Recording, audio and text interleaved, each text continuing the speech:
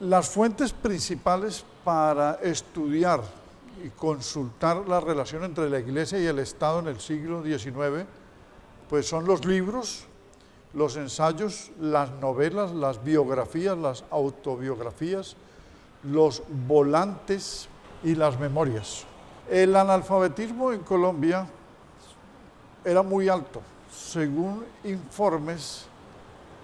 de la provincia de Vélez, por allá en el año 1851, 96, 97 personas de cada 100 personas tenían problemas para escribir y leer. Y más adelante se dice que el 3% de las personas al finalizar el siglo tenían alto nivel educativo. O sea, que esto propiciaba la manipulación de las personas, el analfabetismo. En 1853 la Constitución sancionó José María Obando, pero que venía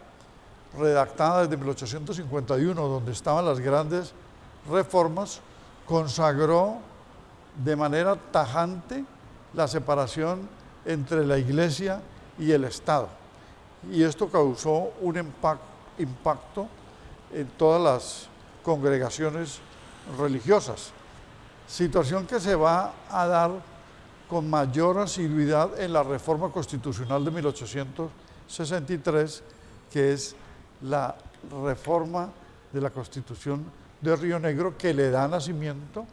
al Olimpo radical. En 1853 ya se había profundizado la, digamos, forma de controlar a la Iglesia, que venía con muchos beneficios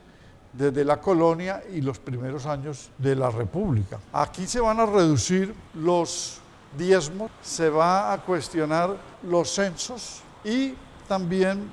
va a declararse la tuición,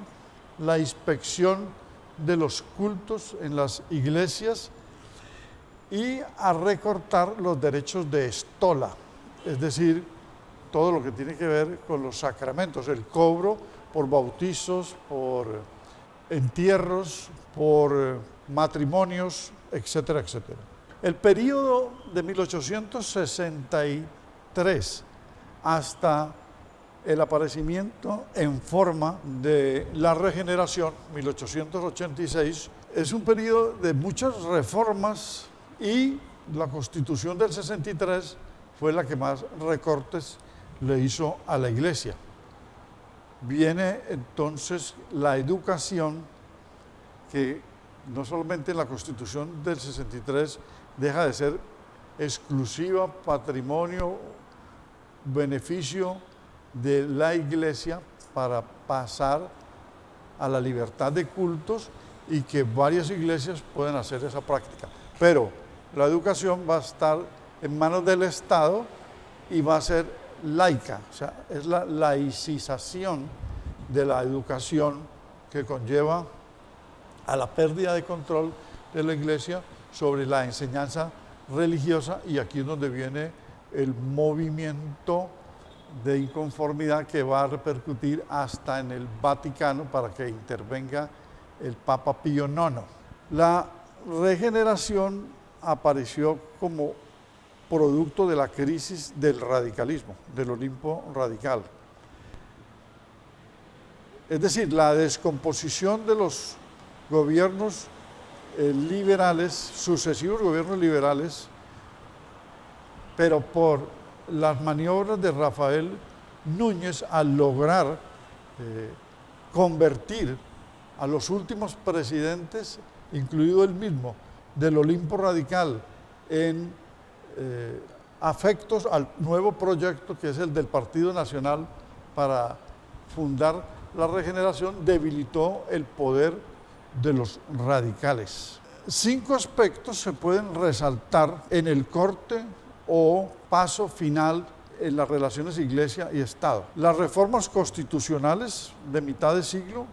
la reforma de la regeneración, la decisión que venía desde el gobierno de Ignacio de Márquez sobre los conventos del sur, en sustraérselos a la órbita de la Iglesia, las reformas de José Hilario López a mitad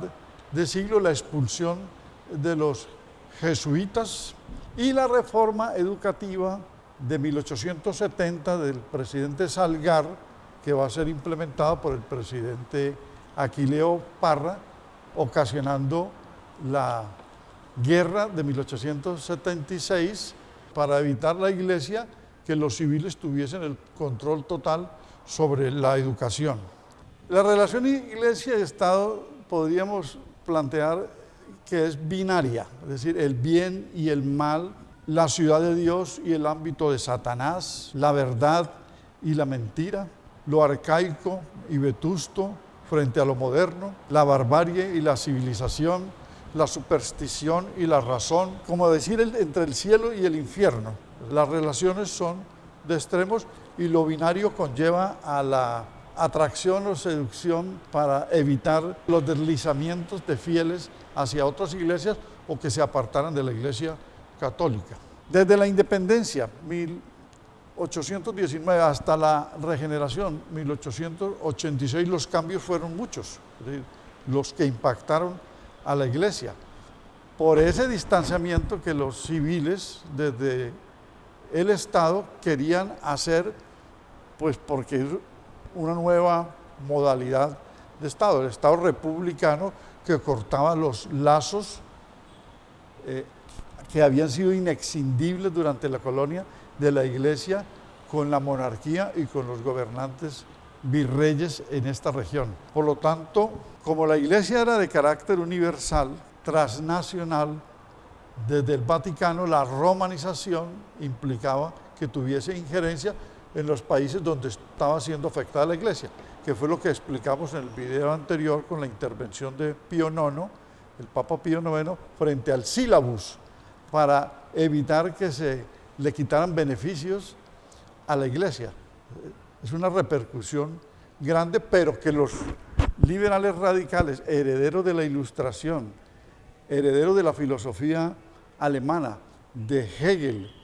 de Kant y de toda la prosperidad con las grandes libertades y los derechos humanos exhibidos, querían no ser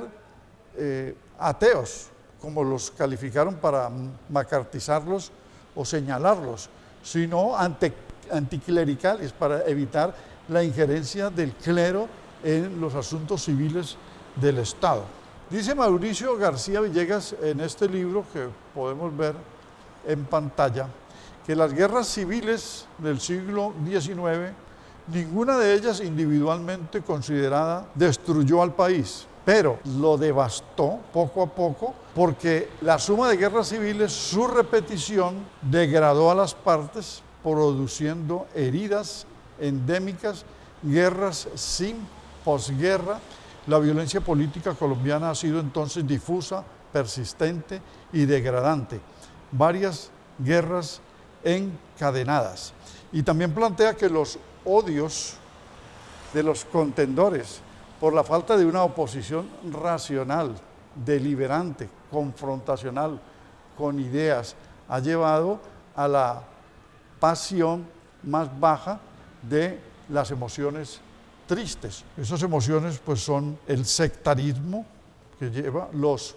odios, el miedo, las venganzas, las revanchas y las estigmatizaciones de las